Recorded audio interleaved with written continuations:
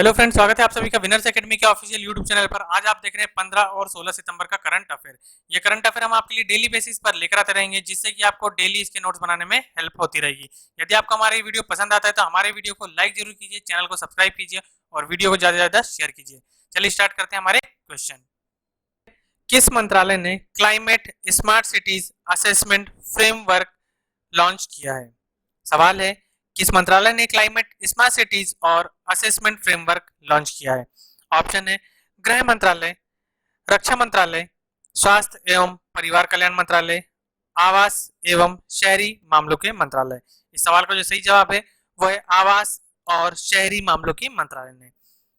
आवास और शहरी कार्य मंत्री हरदीप सिंह पुरी ने climate smart cities assessment framework 2.0 का अनावरण किया है। अगला सवाल है, किसने central bank digital currency testing platform launch किया है? इस सवाल का जो सही जवाब है वो है मास्टर कार्ड। मास्टर कार्ड ने राष्ट्रीय डिजिटल मुद्राओं का मूल्यांकन और अन्वेषण करने के लिए केंद्रीय बैंकों के एक आभासी परीक्षण प्लेटफॉर्म सेंट्रल बैंक डिजिटल मुद्राओं का लॉन्च किया है। संगठन ने केंद्रीय बैंकों, वाणिज्य बैंकों और तकनीकी और सलाहकार फर्मों को देश या क्षेत्र में सीबीडीसी की उपयुक्तता का मूल्यांकन करने के लिए आमंत्रित किया है। इस प्लेटफॉर्म का उपयोग करके वे बैंकों, वित्तीय सेवाओं और उपभोक्ताओं के बीच सीबीडीसी के जारी करने और वितरण विनिमय के सिमुलेशन को सक्षम करेगी। मास्टर कार्ड यह एक अमेरिकी बहुराष्ट्रीय वित्तीय सेवा निगम है जिसका मुख्यालय न्यूयॉर्क और संयुक्त राज्य में स्थित है। मतलब यूनाइटेड नेशन के न्यूयॉर्क में मास्टर कार्ड का एक बहुराष्ट्रीय सेवा निगम का मुख्यालय स्थित है। अगला सवाल है, गरिमा योजना किस राज्य सरकार द्वारा शुरू की गई है? गरिमा योजना किस राज्य सरकार द्वारा शुरू की गई है? ऑप्शन है असम, राजस्थान, उड़ीसा या मध्य प्रदेश। इस सवाल का जो सही जवाब है वो है उड़ीसा। उड़ीसा सरकार ने स्वच्छता कर्मचारियों के लिए एक राज्यव्यापी कल्याणकारी योजना की शुरुआत की है ताकि उनकी सुरक्षा और सम्मान सुनिश्चित किया जा सके। इसके जो महत्व है वो है यह स्वच्छता कर्मचारियों और उनके परिवारों को सामाजिक सुरक्षा और वित्तीय लाभ प्रदान करने के लिए मुख्य स्वच्छता सेवाओं की स्थापना और रखरखाव करेगा। इस योजना के तहत ओडिशा राज्य सरकार द्वारा लगभग 20,000 करोड़ कर्मचारियों और परिवारों को ओडिशा राज्य सरकार की 1 लाख आबादी को कवर करने के लिए यह कई लाभ प्रदान किए जाएंगे। इस योजना का उद्देश्य स्वच्छता कर्मचारियों की आजीविका और सुरक्षा, सामाजिक सम्मान को बढ़ावा देना है। अगला सवाल है, निम्न में से किसके द्वारा पारिस्थितिक खतरा से रजिस्टर 2020 को तैयार किया गया है? ऑप्शन है विश्व बैंक, गृह मंत्रालय, वायुसेना या अर्थशास्त्र। इस सवाल का जो सही जवाब है वो है अर्थशास्त्र और शांति संस्थान।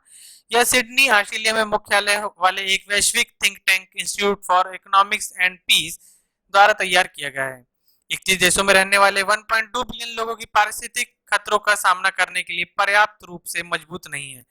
दुनिया के 40 सबसे कम शांतिपूर्ण देशों में से 19 देशों को सबसे अधिक खतरों का सामना करना पड़ रहा है, जिसमें भोजन की कमी, पानी और प्राकृतिक आपदाओं का अधिक से अधिक जोखिम शामिल है।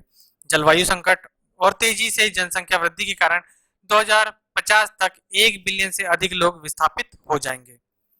अगला सवाल देखते हैं, बहरीन के साथ संबंधों को सामान्य करने के लिए सहमत होने वाला नवीनतम अरब राष्ट्र कौन सा है? बहरीन के साथ संबंधों को सामान्य करने के लिए सहमत होने वाला नवीनतम अरब राष्ट्र कौन सा है? आपको बताना है अरब राष्ट्र कौन सा है, तो आप ऑप्शन देकर ही इसे बता सकते हैं कि अरब राज्य जो है इसमें सिर्फ केवल एक इजराइल है। बहरीन इजराइल के साथ संबंधों को सामान्य करने के लिए सहमत होने वाला नवीनतम अरब राष्ट्र बन गया है। यह अमेरिकी राष्ट्रपति डोनाल्ड ट्रंप और उनके प्रशासन द्वारा मध्य पूर्व में यहूदी राज्यों को पूरी तरह से शामिल करने के लिए एक व्यापक राजनयिक प्रेरणा के हिस्से के रूप में आ गया है। दशकों से ज्यादातर अरब देश ये कहते हुए इजराइल का बहिष्कार करते हैं कि वो फलिस्तीनी विवाद के निपटारे के बाद ही इजराइल से संबंध स्थापित करेंगे। पिछले महीने संयुक्त अमीरात इजराइल के साथ अपने संबंधों को सामान्य करने के लिए सहमत हो गया है। अगला सवाल देखते हैं, किस देश ने जापान के साथ अपने पहले बड़े पोस्ट ब्रेक्सिट समझौते पर हस्ताक्षर किए हैं? ऑप्शन है ब्रिटेन, रूस, अमेरिका या भारत। इस सवाल का जो सही जवाब है वो है ब्रिटेन। ब्रिटेन ने जापान के साथ अपने पहले बड़े पोस्ट ब्रेक्सिट समझौते पर हस्ताक्षर किए हैं। समझौते का उद्देश्य इन दोनों देशों के बीच लगभग 15 बिलियन पाउंड का व्यापार बढ़ाना है। यह समझौता यूके की जीडीपी को 0.7% बढ़ा देगा। हालांकि यूरोपीय संघ ईयू के साथ लुप्त हुआ व्यापार को केवल एक हिस्सा ही है। इस समझौते के साथ जापान को निर्यात का 99% शुल्क मुक्त हो जाएगा। 2016 में ब्रिटेन में हुए जनमत संग्रह के बाद यूरोपीय संघ से यूनाइटेड किंगडम के बाहर निकलना ही ब्रेक्सिट के रूप में कहा जाता है। अगला सवाल है, वाईएसआर आसारा योजना किस राज्य ने शुरू की है? वाईएसआर आसारा योजना किस राज्य ने शुरू की है?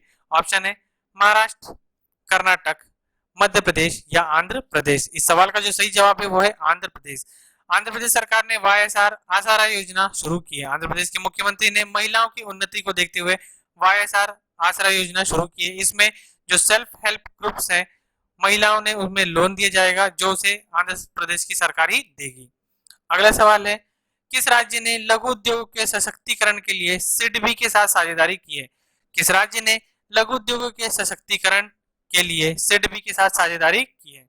इसके ऑप्शन है नई दिल्ली, असम, मध्य प्रदेश या राजस्थान। इस सवाल का जो सही जवाब है वो है राजस्थान। राजस्थान के उद्योग विभाग और सिडबी ने 12 सितंबर 2020 को साझेदारी की है। राज्य में सूक्ष्म, लघु और मध्यम उद्योग, जिसे हम एमएसएमई के नाम से जानते हैं, इसकी वित्तीय, विपणन, तकनीकी और निर्यात सहायता प्रदान करना है। इस उद्देश्य के लिए उद्योगों को बढ़ावा देने के लिए एमएसएमई अधिनियम में संशोधन किया गया है। यह 3 साल के लिए एमएसएमई व्यवसाय को सभी प्रकार की अनुमतियों और निरीक्षणों से मुक्त करेगा। Single window one stop shop के आने से बड़े उद्योगों की स्थापना आसान हो जाएगी। अगला सवाल है, विश्व प्राथमिक चिकित्सा दिवस किस तिथि को मनाया जाता है? विश्व प्राथमिक चिकित्सा दिवस किस तिथि को मनाया जाता है? इस सवाल के जो ऑप्शन है वो है 11 सितंबर, 13 सितंबर, 12 सितंबर या 10 सितंबर। इस सवाल का जो सही जवाब है वो है 12 सितंबर। सितंबर के दूसरे शनिवार को दुनिया भर में चोटों को रोकने और जीवन को बचाने की प्राथमिक चिकित्सा के महत्व के बारे में जागरूकता फैलाने के लिए विश्व प्राथमिक चिकित्सा दिवस मनाया जाता है। इस वर्ष 12 सितंबर को विश्व प्राथमिक उपचार दिवस मनाया जा रहा है। इसे 2000 में international federation of red cross और रेड क्रिसेंट सोसाइटी द्वारा शुरू किया गया था। रेड क्रॉस फर्स्ट एंड जीवन की आपात स्थितियों में कार्रवाई, रोकथाम और प्रबंधन के लिए प्राथमिक चिकित्सा और सीपीआर प्रशिक्षण पाठ्यक्रमों की एक विशाल विविधता को प्रदान भी करता है। अगला सवाल है, किस राज्य ने भारत का सबसे बड़ा पिगरी मिशन लॉन्च किया है? किस राज्य ने भारत का सबसे बड़ा पिगरी मिशन लॉन्च किया है? ऑप्शन है असम, उड़ीसा, मेघालय या दिल्ली। इस सवाल का जो सही जवाब है वो है मेघालय। मेघालय सरकार द्वारा 209 करोड़ रुपए के कुल परिव्यय वाला भारत का सबसे बड़ा पिगरी मिशन लॉन्च किया गया है। इसे मेघालय पशुधन उद्यम उन्नति सोसाइटी के तत्वाधान में और अंतर्राष्ट्रीय सहकारी विकास निगम द्वारा वित्त पोषित किया जा रहा है। इसका उद्देश्य 150 करोड़ रुपए के पोर्क के वार्षिक आयात को कम करना है।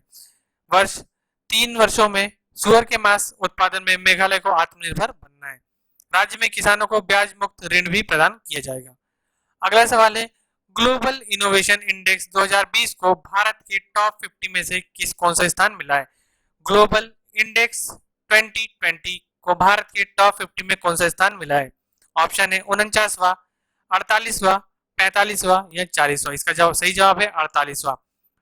World Intellectual Property Organization, Cornell University, INSEAD Business School के द्वारा हाल ही में जारी ग्लोबल इनोवेशन 2020 के टॉप 50 में भारत को 48वां स्थान मिला है, जबकि इस इंडेक्स में पहले स्थान पर 66.08 स्कोर के साथ स्विट्जरलैंड और 62.47 स्कोर के साथ स्वीडन शामिल है। अमेरिका 60.56 के साथ तीसरे स्थान पर और ब्रिटेन 59.78 के साथ चौथे स्थान पर काबिज है। अगला सवाल है, स्टार्टअप्स को बेहतर इकोसिस्टम उपलब्ध कराने के मामले में जारी DPIIT रैंकिंग 2019 में भारत का कौन सा राज्य लगातार दूसरे साल बेस्ट परफॉर्मर रहा है? स्टार्टअप्स को बेहतर इकोसिस्टम उपलब्ध कराने के मामले में जारी DPIIT रैंकिंग 2019 में भारत का कौन सा राज्य लगातार दूसरे साल बेस्ट परफॉर्मर रहा है? ऑप्शन है केरल, पंजाब, गुजरात या नई दिल्ली। इस सवाल का जो सही जवाब है वो है गुजरात। स्टार्टअप्स को बेहतर इकोसिस्टम उपलब्ध कराने के मामले में जारी DPIIT रैंकिंग 2019 में भारत का गुजरात राज्य दूसरे साल बेस्ट परफॉर्मर रहा है। इस रैंकिंग में 22 राज्यों और 3 केंद्र शासित प्रदेशों ने हिस्सा लिया है और जारी रैंकिंग में 7 क्षेत्रों में सुधार के आधार पर 30 अंक दिए जाते हैं। अगला सवाल है, हाल ही में किस संस्थान ने सब्जियों और फलों को सूक्ष्म कीटाणु से मुक्त करने के लिए नया कीटाणुनाशक स्प्रे विकसित किया है? हाल ही में किस संस्थान ने सब्जियों और फलों के सूक्ष्म कीटाणुओं से मुक्त करने के लिए नया कीटाणुनाशक स्प्रे विकसित किया है? IIT Delhi, IPFT Madras, IPFT, MICRS, MICRS इसके ऑप्शन है। इस सवाल का जो सही जवाब है वो है आईपीएफटी। हाल ही में आईपीएफटी यानी कि कीटनाशक सूत्रीकरण प्रौद्योगिकी संस्थान ने सब्जियों और फलों को सूक्ष्म कीटाणु से मुक्त करने के लिए नया कीटाणुनाशक स्प्रे विकसित किया है। यह स्प्रे वनस्पतिक आधारित विषाणु और जीवाणुरोधी है। यह सूक्ष्म जीवाणु विषाणु द्वारा विभिन्न संक्रमण रोगों के नियंत्रण में प्रभावी उपाय हो सकता है। अगला सवाल है, श्री अमित शाह ने किस शहर में 222.17 करोड़ रुपए के विभिन्न विकास कार्यों का लोकार्पण एवं शिलान्यास किया है? ऑप्शन है पुणे, अहमदाबाद, दिल्ली या मुंबई। इस सवाल का जो सही जवाब है वो है अहमदाबाद। श्री अमित शाह ने हाल ही में गांधीनगर क्षेत्र के लिए 45.97 करोड़ रुपए 306 विकास कार्य और अहमदाबाद के लिए 176 करोड़ रुपए 4 विकास कार्य के लिए लोकार्पण एवं शिलान्यास किया है। साथ ही प्रधानमंत्री आवास योजना के अंतर्गत 464 परिवारों को घर, 361 करोड़ रुपए की लागत से शुद्ध पानी पहुंचाने की पाइपलाइन एवं सड़क एवं तालाब जैसे विकास कार्य जनता को समर्पित किए हैं। अगला सवाल है, इनमें से किस स्मार्टफोन निर्माता कंपनी ने विश्व को पहले फ्लोटिंग रिटेल मोबाइल स्टोर का उद्घाटन किया है? इनमें से किस स्मार्टफोन निर्माता कंपनी ने विश्व के पहले फ्लोटिंग रिटेल मोबाइल स्टोर का उद्घाटन किया है? ऑप्शन है सैमसंग, एप्पल, जियोमी या पैनासोनिक। इस सवाल का जो सही जवाब है वह है एप्पल। स्मार्टफोन निर्माता कंपनी एप्पल ने विश्व के पहले फ्लोटिंग रिटेल मोबाइल स्टोर का उद्घाटन किया है, जो कि डोम के आकार का है, पानी में तैरता रहता है। यह स्टोर का एक डिजाइन रोम के पैथियन के इंस्पायर्ड से किया हुआ है। इसमें 150 कर्मचारी है जो दुनिया भर के 33 भाषाओं में माहिर हैं। यह स्टोर सिंगापुर के एप्पल मरीना सेंट्स में स्थित है। अगला सवाल है, थीएम यूएस ओपन के फाइनल में पहुंचने वाले किस देश के खिलाड़ी बन गए हैं? थीएम यूएस ओपन के फाइनल में पहुंचने वाले किस देश के पहले खिलाड़ी बन गए हैं? इसके ऑप्शन है ऑस्ट्रेलिया, अफ्रीका, ऑस्ट्रिया या फिर स्पेन। इस सवाल का जो सही जवाब है वो है ऑस्ट्रिया। हाल ही में क्वार्टर फाइनल में ऑस्ट्रेलिया के एलेक्स डी मिनोर को 6-1, 6-2, 6-4 से हराकर थीएम यूएस ओपन के फाइनल में पहुंचने के साथ दूसरे यूएस ओपन के फाइनल में पहुंचने वाले ऑस्ट्रिया के पहले खिलाड़ी बन गए। उनका मुकाबला फाइनल में वर्ल्ड नंबर 7 जर्मनी के एलेक्जेंडर जेवरेन से होगा। अगले सवाल है, Bharat Biotech corona vaccine Covaxin हाल ही में किस पर सफल परीक्षण किया गया है? ऑप्शन है पुरुष, महिला, जानवरों या फूलों। इस सवाल का जो सही जवाब है वो है जानवरों। भारत बायोटेक की कोरोना वैक्सीन कोवैक्सीन हाल ही में जानवरों पर सफल परीक्षण किया गया है। परीक्षण में कोवैक्सीन गैर मानव स्तनधारी प्राणियों में सर्वोच्च श्रेणी पर जीव, बंदर, चमगादड़ आदि पर इसके अध्ययन किए गए हैं। अध्ययन के नतीजों से वैक्सीन की प्रतिरक्षा क्षमता का पता चलता है। इस वैक्सीन ने बंदरों में वायरस के प्रति एंटीबॉडीज विकसित किया है। अगला सवाल है, अमेरिकी राष्ट्रपति डोनाल्ड ट्रंप के मुताबिक इजराइल के साथ संबंधों को सामान्य करने के लिए किस देश ने शांति समझौता करने की घोषणा की है? ऑप्शन है मालदीव, ऑस्ट्रेलिया, बहरीन या जापान। इस सवाल का जो सही जवाब है वो है बहरीन। अमेरिकी राष्ट्रपति डोनाल्ड ट्रंप के मुताबिक इजराइल के साथ संबंधों को सामान्य करने के लिए बहरीन ने शांति समझौता की घोषणा की है। डोनाल्ड ट्रंप ने कहा है कि बहरीन 30 दिनों के भीतर इजराइल के साथ शांति समझौता करने वाला दूसरा अरब देश है। इस समझौते के बाद दोनों देशों के बीच राजनयिक संबंध स्थापित हो जाएंगे। हमारा अगला सवाल है, निम्न में से किस देश का डिफिसिट इस बजट वर्ष के पहले 11 महीनों में रिकॉर्ड 3 लाख करोड़ डॉलर का पहुंच गया है? ऑप्शन है ब्रिटेन, ऑस्ट्रेलिया, सिंगापुर या फिर अमेरिका। इस सवाल का जो सही जवाब है वो है अमेरिका। अमेरिका देश का डिफिसिट बजट इस वर्ष के पहले 11 महीनों में रिकॉर्ड 3 लाख करोड़ डॉलर तक पहुंच गया है। कोरोना वायरस के दौरान सरकार द्वारा खर्च बढ़ाए जाने के कारण देश का बजट डिफिसिट इस रिकॉर्ड स्तर पर पहुंचा है, जबकि 11 महीनों में पिछला रिकॉर्ड बजट डिफिसिट 2009 में 1.37 करोड़ डॉलर का था। अगला सवाल है, हाल ही में बहरीन इजराइल के साथ समझौता करने वाला कौन सा देश बन गया है? पहला, दूसरा, तीसरा या चौथा। इस सवाल का जो सही जवाब है वो है चौथा। हाल ही में यूएई के बाद बहरीन ने भी इजराइल के साथ समझौता करने की घोषणा की है, जिसके साथ ही बहरीन इजराइल के साथ समझौता करने वाला चौथा अरब देश बन गया है। जबकि 30 दिनों के अंतर इजराइल के साथ शांति समझौता करने वाले बहरीन दूसरा अरब देश है, जिसमें पहले मिस्र, जॉर्डन और यूएई ने इजराइल के साथ समझौता करने की मान्यता दे दी है। अगला सवाल है, राजद नेता और लालू प्रसाद के सबसे करीबी रघुवंश सिंह का हाल ही में कितने वर्ष की उम्र में निधन हो गया है? इस सवाल का सही जवाब है 74 वर्ष की उम्र में। राजद नेता और लालू प्रसाद के सबसे करीबी रघुवंश प्रसाद सिंह का हाल ही में 74 वर्ष की उम्र में दिल्ली में एम्स में निधन हो गया है। रघुवंश प्रताप सिंह 23 जून को पार्टी उपाध्यक्ष पद से इस्तीफा दे दिया था। उनके निधन पर प्रधानमंत्री नरेंद्र मोदी ने कहा है कि जमीन से जुड़ा और गरीबों को समझने वाला नेता चला गया है। अगला सवाल है, हाल ही में किस देश के बैंकों में एक कंप्लायंस प्रैक्टिस लागू करने की दिशा निर्देश जारी किया है? हाल ही में किसने देश के बैंकों में एक समान कंप्लायंस प्रैक्टिस लागू करने की दिशा निर्देश जारी किया है?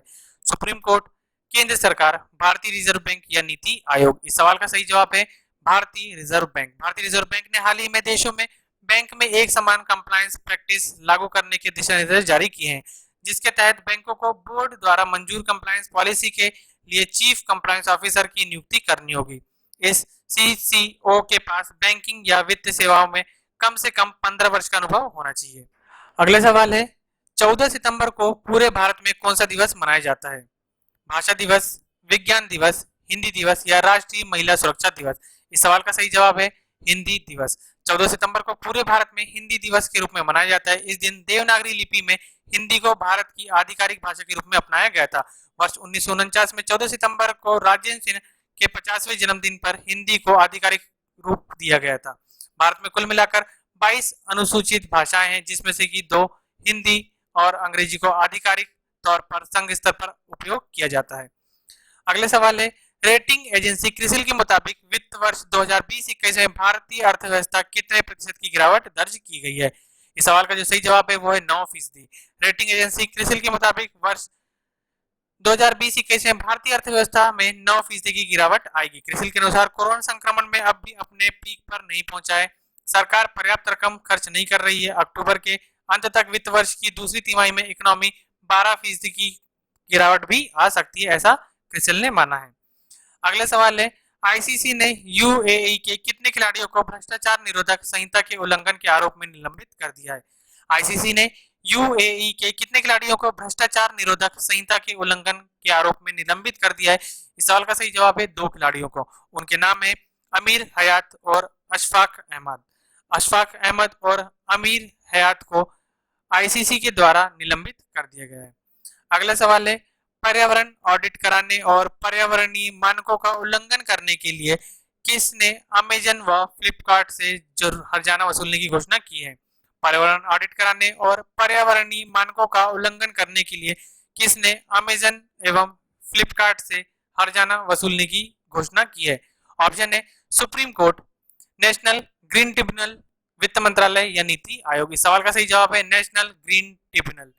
नेशनल ग्रीन ट्रिब्यूनल ने हाल ही में केंद्रीय प्रदूषण नियंत्रण बोर्ड के अमेजन व फ्लिपकार्ट से पर्यावरण ऑडिट कराने एवं पर्यावरणीय मानकों का उल्लंघन करने के लिए हर्जाना वसूल करने की घोषणा की है। साथ ही अमेजन और फ्लिपकार्ट को आदेश दे दिया गया है कि वो आपूर्ति किए जाने वाले सामान पैकेजिंग में अधिक प्लास्टिक का उपयोग न करें। अगले सवाल है, वर्ल्ड नंबर 9 जापान की नाओमी ओसाका ने बेलारूस की विक्टोरिया अंजारेका को हराकर कौन सी बार ग्रैंड स्लैम का खिताब जीता है? ऑप्शन है दूसरी बार, तीसरी बार, चौथी बार या 7वीं बार।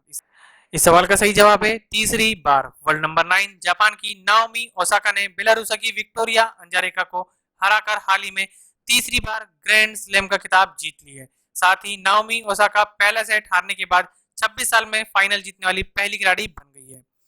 अगला सवाल देखते हैं, हाल ही में किस भारतीय तेज गेंदबाज पर 7 वर्ष का बैन खत्म हो गया है? हाल ही में किस भारतीय तेज गेंदबाज पर 7 वर्ष का बैन खत्म हुआ है? मुनाफ पटेल, श्रीकांत किंदबी, एस श्रीकांत या लक्ष्मीपति बालाजी? इस सवाल का सही जवाब है एस श्रीसंत। हाल ही में भारतीय तेज गेंदबाज एस श्रीसंत पर लगा 7 वर्ष का बैन खत्म हो गया है। पहले स्पॉट फिक्सिंग के आरोप के मामले में लाइफ टाइम लगे बैन को सुप्रीम कोर्ट ने 7 वर्ष का कर दिया था। वर्ष 2013 में श्रीसंत के अलावा अजीत चंडीला और अंकित चौहान पर भी बैन लगाया गया था। श्रीसंत ने भारत के लिए 27 टेस्ट, 53 वनडे और 10 T20 मैच खेले हैं।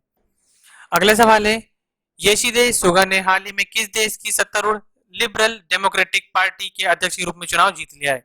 ऑप्शन है ऑस्ट्रिया, नेपाल, अफ्रीका या जापान। इस सवाल का सही जवाब है जापान। हाल ही में जापान में योशिहिदे सुगा ने सत्तारूढ़ लिबरल डेमोक्रेटिक पार्टी के अध्यक्ष का चुनाव जीत लिया है। चूंकि संसद के निचले सदन में एलडीपी का बहुमत होने पर उनका प्रधानमंत्री बनना लगभग तय माना जा रहा है। अगला सवाल देखते हैं, हाल ही में कौन सा देश विश्व का पहला ऐसा देश बन गया है जिसने दूसरी बार देशव्यापी लॉकडाउन किया है? हाल ही में कौन सा देश विश्व का पहला देश बन गया है जिसने दूसरी बार देशव्यापी लॉकडाउन लगाया है? ऑप्शन है ईरान, जापान, इजराइल या यूएई। इस सवाल का सही जवाब है इजराइल।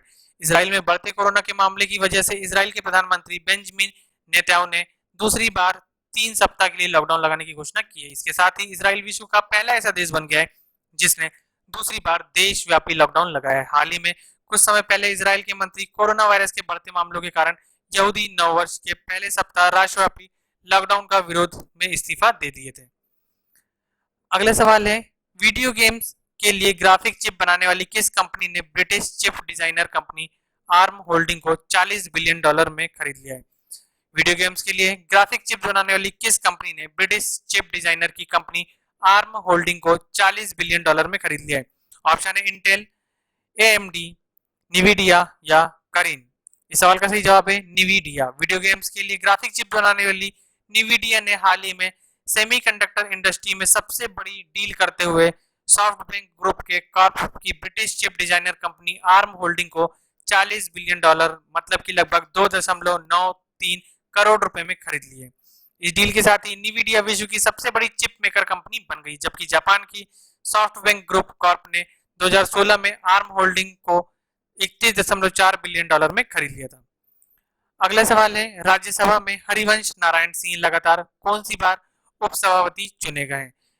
राज्यसभा में हरिवंश नारायण सिंह लगातार कौन सी बार उपसभापति चुने गए हैं? ऑप्शन है दूसरी बार, तीसरी बार, चौथी बार या 7वीं बार।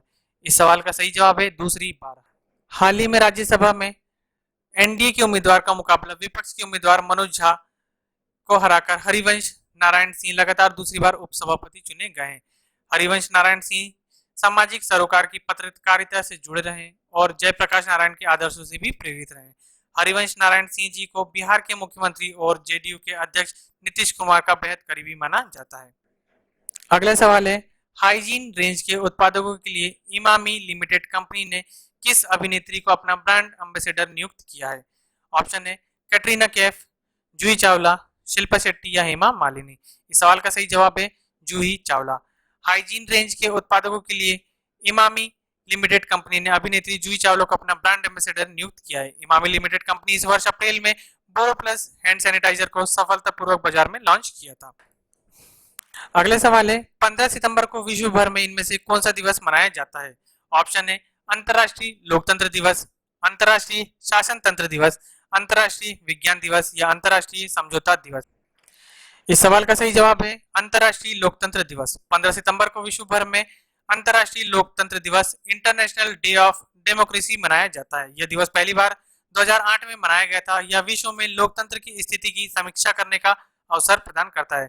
साथ ही आज ही के दिन 15 सितंबर को विश्व लिफोमा जागरूकता दिवस भी मनाया जाता है। यह लिफोमा प्रदूषण, अनुचित खानपान के अलावा खेती में पेस्टिसाइड का अधिक उपयोग से भी होता है।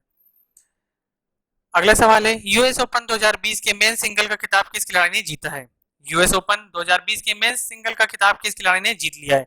ऑप्शन है Alexander Zverev, Dominic Thiem, Novak जोकोविच या फिर राफेल नडाल। इस सवाल का सही जवाब है Dominic Thiem. US Open 2020 men's single का खिताब बेहद रोमांचक और खिताबी मुकाबले में टाई ब्रेक के जरिए अलेक्जेंडर ज्वेरेव को 2-6, 4-6, 6-4, 6-3, 7-6 से हराकर ऑस्ट्रिया के डोमिनिक थीम ने जीत लिया है। उन्होंने अपना पहला ग्रैंड स्लैम जीता है। साथ ही यूएस ओपन में एरा के इतिहास में पहली बार ऐसा हुआ है जब कोई खिलाड़ी फाइनल में 2 सेट हारने के बाद खिताब जीत लिया है। तो ये थे आज के हमारे 15 और 16 सितंबर 2020 के करंट अफेयर, जो कि आपके लिए सितंबर माह से लिया गया था। यदि आपको हमारा वीडियो पसंद आता है तो हमारे वीडियो को लाइक जरूर कीजिए, चैनल को सब्सक्राइब कीजिए और वीडियो को ज्यादा से ज्यादा शेयर कीजिए। मिलते हैं कल इसी तरह की वीडियो के साथ। Thank you.